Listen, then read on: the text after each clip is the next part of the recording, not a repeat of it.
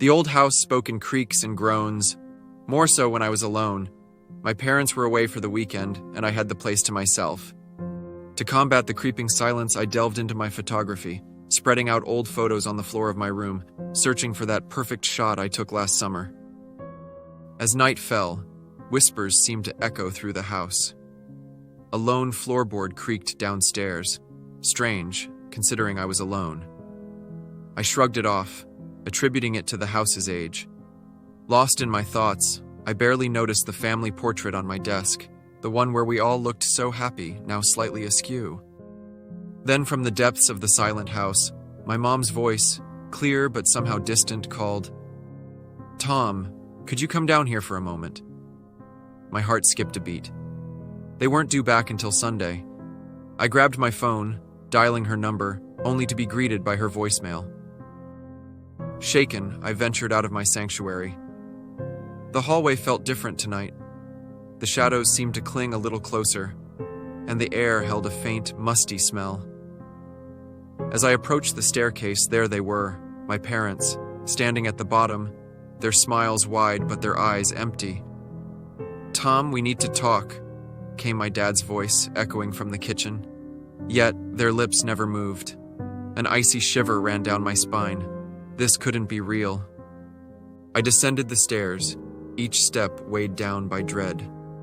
They just stood there, their smiles now unnerving, their eyes following me in silent accusation. Reaching the bottom, I stood before them. They didn't move or speak, just kept smiling that eerie, unchanging smile. The air was heavy, suffocating. I needed to hear them, to break this unsettling silence. "Mom? Dad?" My voice trembled. No response. They just stood there, staring.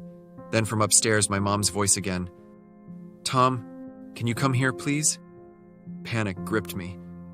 I whirled around, staring up the staircase to my room, now enshrouded in shadows. My heart pounded in my ears, drowning out all other sounds. I turned back to my parents, but they were gone. Vanished. As I stepped into the kitchen, the lights flickered erratically, casting grotesque shadows across the walls. Sitting at the table was a figure, its back to me, hunched over something. As it turned, I saw their faces, not just my parents, but others, shifting and changing. The figure stood, its movements unnatural, disjointed. I stumbled back, my heart pounding in my ears, as the walls of the house seemed to pulse and warp. I ran, but the hallway stretched into infinity. The doors leading nowhere. Desperation clawed at my throat as I screamed, my voice echoing back in a twisted mimicry. "Tom, we need to talk." Then, just as suddenly, I was standing outside, the cool night air harsh against my sweat-drenched skin. The house loomed behind me, its windows dark, all but one.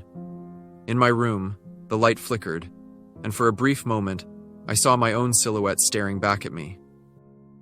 I woke up in my bed, the morning sun casting a gentle glow across the room. It was just a dream, I told myself. Just a nightmare. But as I glanced at the family portrait on my desk, something was unmistakably off. Our faces, once smiling, were now blurred, our eyes empty, just like the figures from my dream.